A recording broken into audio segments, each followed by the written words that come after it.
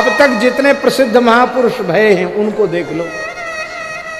हमारे मन में बड़ी जिज्ञासा थी कि स्वामी विवेकानंद का प्रामाणिक चरित्र हम पढ़ें, तो पढ़ने का समय तो नहीं मिला, पर सुनने का समय मिला। जब अन्य किसी कार्य में होते, मान लो जप ही कर रहे हैं, तो इतने ध्यान योगी तो है नहीं कि हमारा मन पूरा डूब जाए भगवान में। तो जप कर रहे हैं या और कोई कार्य कर रहे हैं, सेवा पूजा कर रहे हैं, उस समय कोई सुना देते हैं, दवाई ले रहे हैं उसी समय कोई सुना देते, उतना सुन लेते हैं। तो हमने युग पुरुष स्वामी विवेकानंद उसको पूरा सुना। यद्यपि हमको कोई संकोच नहीं है कहने में, यद्यपि उनका जो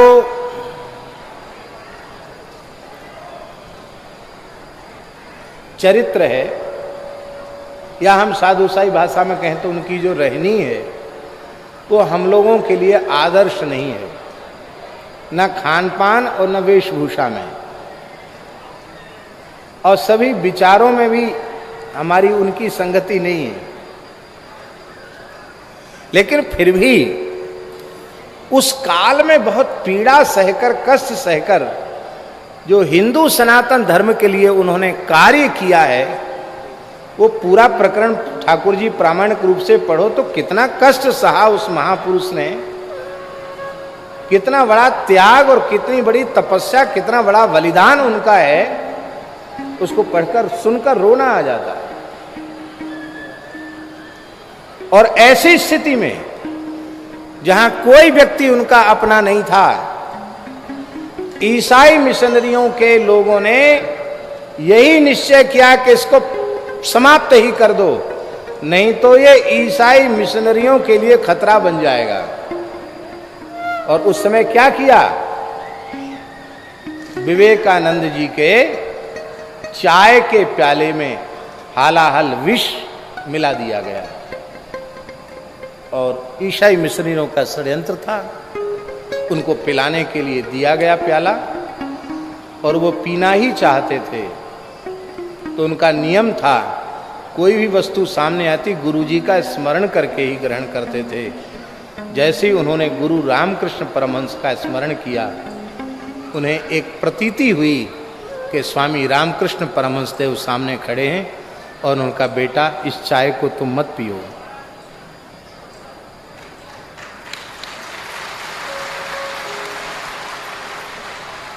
अमेरिका की धरती पर उस विष से रक्षा करने वाला कौन था, गुरु। तो जो भी प्रकाश 39 साल की आयु में ही उन्होंने प्रकाश करके भगवान के यहां गमन किया। ठाकुर जी सैकड़ों वर्ष में कोई इतना काम नहीं कर सकता, उतना काम मात्र 39 वर्ष की आयु में करके वो चले गए। वो किसकी सामर्थ्य थी, वो व्यक्ति की सामर्थ्य नहीं थी, ये गुरु कृपा की अद्भुत सामर्थ्य है। आज वर्तमान समय में हम सबके सामने प्रत्यक्ष उदाहरण के रूप में बागेश्वर वाले महाराज पंडित धीरेन्द्र कृष्ण शास्त्री ठाकुर जी के बिल्कुल निकट विराजमान हैं। अभी अपने जीवन के 25 शरद पूर्ण किए हैं आपने, 26वीं वर्ष में प्रवेश किया है, लेकिन जैसे पूरी दुनिया में तहलका मच गया। ठाकुर जी, हम लोग खूब कहते हैं प्याज लहसुन छोड़ दो, लोग दीक्षा लेके भी प्याज लहसुन नहीं छोड़ते। दीक्षा तो ले लेंगे और प्याज लहसुन नहीं छोड़ेंगे। इन्होंने पता नहीं कौन सा डंडा घुमाया, यहां होटलों पे लिखा हुआ है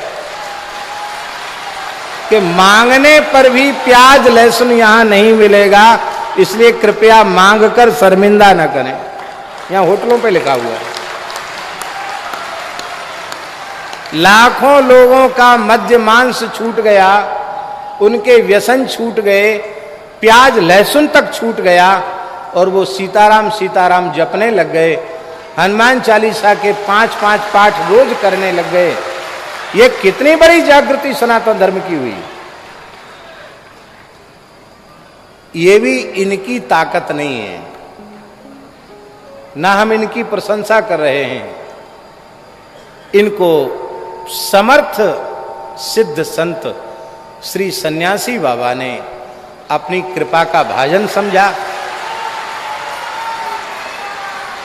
आपके समर्थ दादाजी ने आपको अपनी कृपा का पात्र समझा और श्री बालाजी ने, बागेश्वर महादेव जी ने आपको अपनी कृपा का पात्र समझा।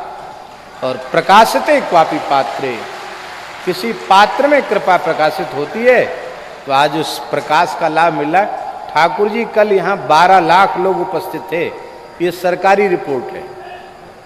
12 लाख जहाँ हम बैठे हैं, आज तो पता नहीं जगत गुरु जी ने क्या जादू कर दिया, नहीं तो हम तो खांसते खांसते परेशान रहते हैं। इनके बगल में बैठने से हमारी खांसी रुक गई। कल तो इतनी खांसी आ रही थी क्योंकि धूल यहां तक आ रही थी। हम लोग बड़े भाग्यशाली हैं।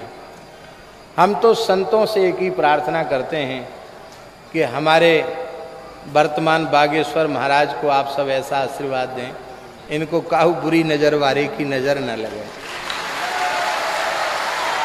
ये निरंतर प्रकाश करते चलें और यह विनम्रता का भाव। महाभारत में महाराज जी लिखा है,